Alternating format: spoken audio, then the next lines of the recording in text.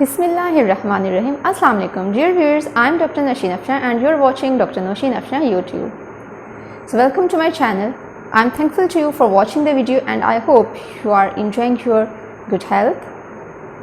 So please subscribe my channel to watch more videos and also press bell icon. So now let's begin. Our today's topic of discussion is reaction of pyridines. Various reactions have been studied in the previous lectures, and in today's lecture we will see its dimerization and photochemical reactions, as well as the typical reactivity of pyridine towards electrophilic and nucleophilic substituents, and that would be either catalytic reduction, its electrophilic substitution reaction, electrophilic addition reaction, or nucleophilic substitution reactions. So let's start from the dimerization of pyridine.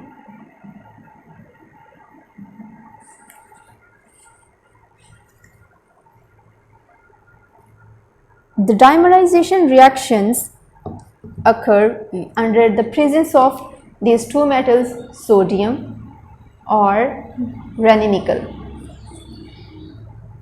So what does these two metals indicate? That in the presence of this nickel we will get the 2 prime bipyridine, and in the case of this sodium metal we will obtain this 4 prime bipyridine. So let's see the mechanism over here.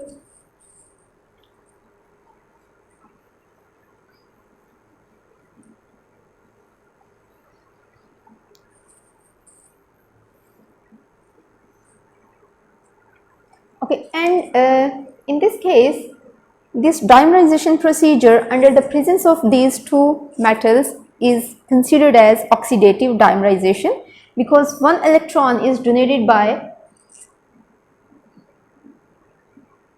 these metals. So here is the pyridine, and under the presence of nickel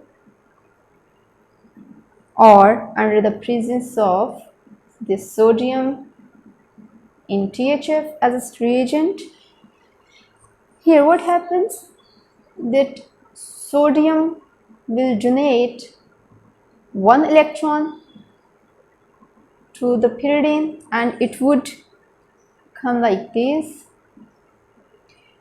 As you know that every carbon atom is attached with one hydrogen, and in this case this hydrogen is here and one electron would stay here along with negative charge on nitrogen. Because if you see that if here there is a hydrogen, and also every carbon is occupied with a hydrogen atom, so if one electron is to be donated here at this carbon, then definitely it would come over the nitrogen. So in this case the negative charge would come over the nitrogen and the free electron would be occupied by this carbon, and this is in the resonating form with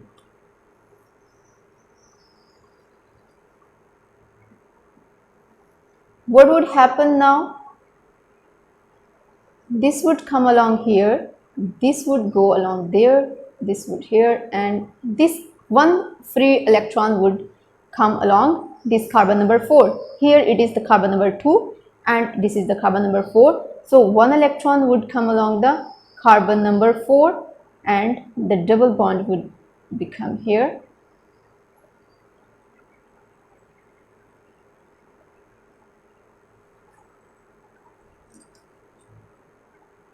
So here this would not be shifted, this double bond, rather it will stay on nitrogen.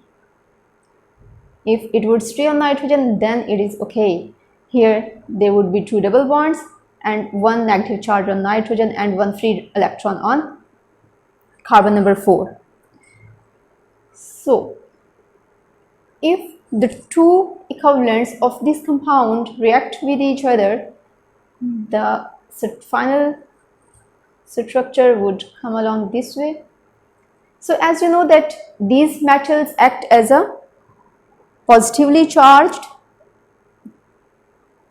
ions, because if we consider the nickel, then it has donated one electron and it would be in positive charge in the form of cation, and same case happens with the sodium. When it would donate the one electron here, if this is the 2 position is donated by with one electron, then it would happen with the nickel under the presence of nickel.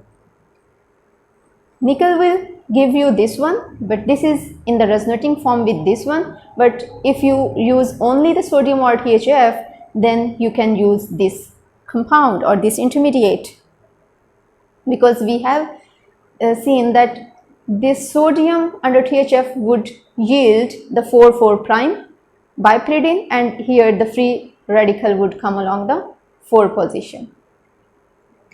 So when this would also donate the one electron to the 4 position of carbon number 4, then it would also be in the cationic form. So if this is the nitrogen with negative charge, what would happen? This would form the bond with this nickel, and here this radical would combine with the other free electron. Here this is the double bond first, and the same species would be here, double bond, and here the double bond. So this is the 2 position and this is its 2 position. Here one electron on this position and one electron on this carbon would combine with each other to form this bond.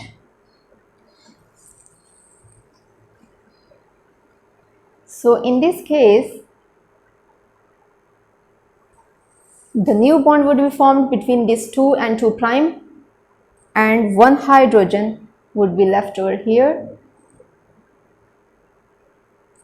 and this nitrogen will also be in the linked with this nickel. So the nickel ion would make the bond with this anionic nitrogen, and in this case, okay, so after this step it would be oxidized, where the nickel would get its free electron, or would be oxidized or would be reduced in the form of nickel, a neutral atom of the nickel, and here this bond pair would be shifted towards this position and the hydride would be left. With the elimination of hydrogen, our final product would look like this.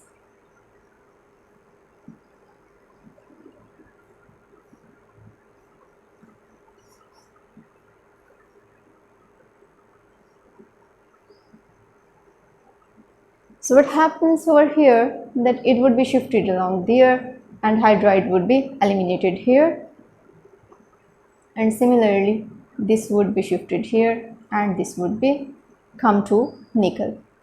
In this case, this proton and this hydride would make the hydrogen, molecular form of hydrogen, and we will get this 2 prime bipyridine in the presence of this Raney nickel or here.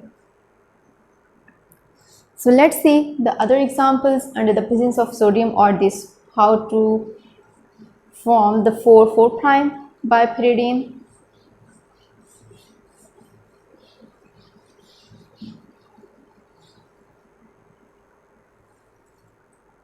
Okay, in this case its 2 equivalents would combine with each other at this 4 position, and it would look like this. Here it is a nitrogen at this position, and because it is negatively charged, so it would combine with this sodium.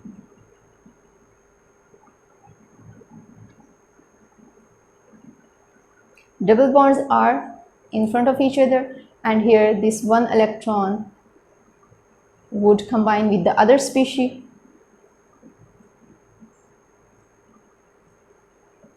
here's nitrogen and with sodium. Here sodium and nitrogen in the same format like this one, and here because there are two hydrogens, so in this way there will be two hydrogens attached with this. And in the other case, see, this bond would be shifted here, this would come towards there, and the hydrogen would be eliminated in this way. And same case would happen here. This sodium and nitrogen bond would be shifted along this nitrogen and carbon. This would come along here and hydride would be eliminated, and in this way the sodium hydride, two equivalents of sodium hydride would be eliminated, with our final product to be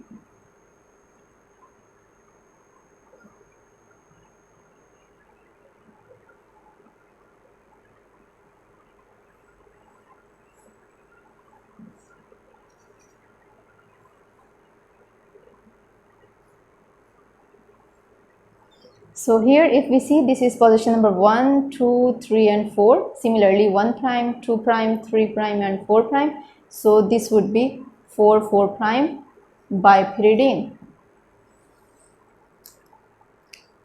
So this is the whole story about the dimerization of pyridine in the presence of either transition metal or alkali metal.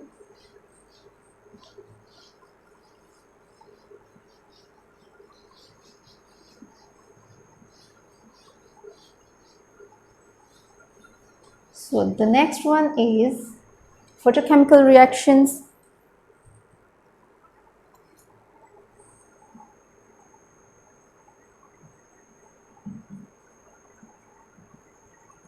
In the case of photochemical reactions, as the name indicates, these chemical reactions would take place under light or any wavelength of light.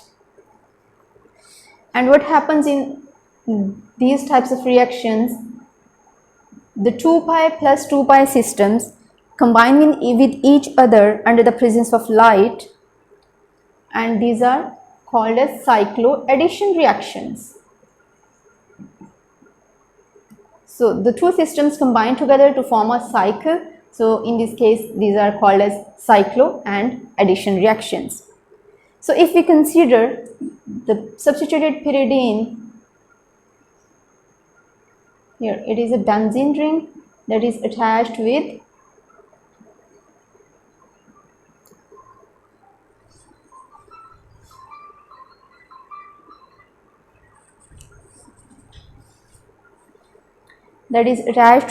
the pyridine like this. Because here it is attached with the oxygen in the format of double bond, so this is called as pyridone.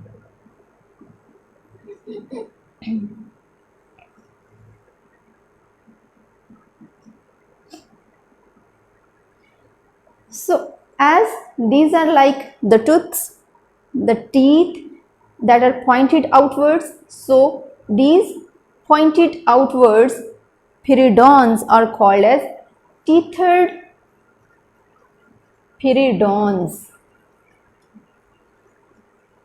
And the tethered pyridones would yield the 2 pi plus 2 pi cycloaddition reactions. So if we treat this compound with light, the 254 nanometer wavelength under the presence of ethanol and diethyl ether, so it would form the product like, let's suppose, so there is not enough space over here.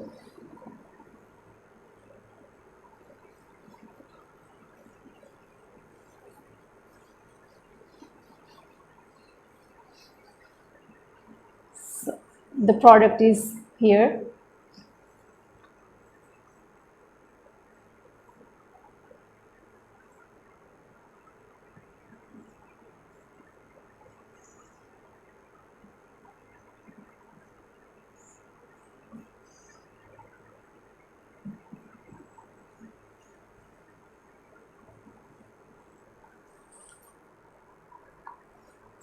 So what happens over here? This double bond goes here and it facilitates the bond formation between this carbon, and this bond pair would be shifted along here to make the new bond between this carbon and this carbon. So only with one double bond along this position and here, with the oxygen at this position and the connectivity along these carbons. So these two single bonds, two new single bonds or two new sigma bonds would be formed and the pi bonds would be broken down. So this is our final product. When this substrate is exposed at 254 nanometer wavelength under the presence of ethanol and diethyl ether, so it goes back or undergoes the reverse reaction if we expose it under visible light. So under the exposure of one wavelength, it goes to the forward direction, and under the exposure of other wavelength, it would proceed in the reverse direction. So this is the photochemical reactions example. And after this, we will study the typical reactivity of pyridine.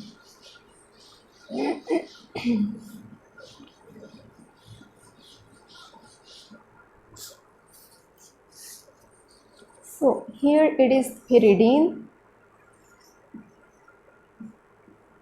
So first of all, let's see its catalytic reduction if it reacts with hydrogen under the presence of platinum and in acidic medium. So don't forget it that it reacts under the presence of transition metal platinum in acidic medium. So the whole pyridine ring would be reduced into this piperidine. So this catalytic reduction would occur in acidic medium and it would yield the piperidine, that is piperidine. So if it reacts with the free radical in acidic medium, so this free radical would act as nucleophile, and you know that nucleophile always attacks at either alpha or gamma position of the pyridine, and electrophile